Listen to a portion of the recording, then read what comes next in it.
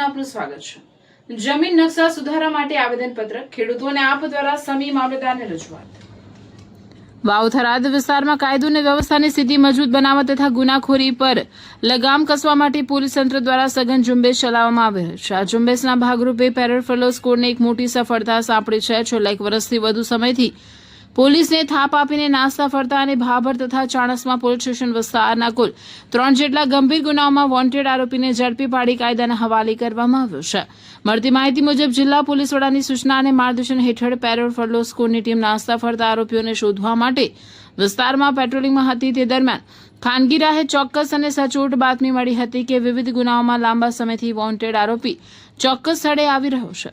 બાતમીના આધારે પોલીસે ત્વરિત અને આયોજનબદ્ધ રીતે જાળ બિછાવીને આરોપીને ઘેરી લીધો હતો અને તેની અટકાયત કરી હતી। આરોપી સામેના ગુનાઓ અને ભૂતકાળ ઝડપાયેલો આરોપી સાધારણ ગુનેગાર નથી, પરંતુ તેનો ગુનાહિત ઇતિહાસ ધરાવે છે।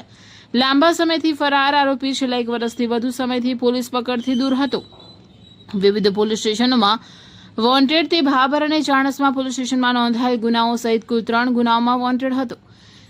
પોલીસે આરોપીની અટકાયત કરી આગળની કાયદેસરની કાર્યવાહી તજવીજ હાથ ધરી છે અને જે તે પોલીસ સ્ટેશનને સોંપવાની પ્રક્રિયા શરૂ કરી છે। આ ઘટના દર્શાવે છે કે વાવ થરાદ જિલ્લા પોલીસ ગુનેગારો સામે કોઈપણ પ્રકારની ઢીલ મૂકવાના મૂડમાં નથી।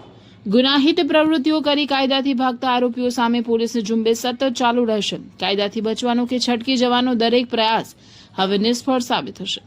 પોલીસની આ સફળ કામગીરીથી અસામાજિક તત્વો અને ગુનેગારોમાં ફફડાટ વ્યાપી ગયો છે, જ્યારે સ્થાનિક પ્રજામાં સુરક્ષાની ભાવના વધુ પ્રબળ બની છે। અહેવાલ વિપુલભાઈ ચૌધરી, રાધનપુર।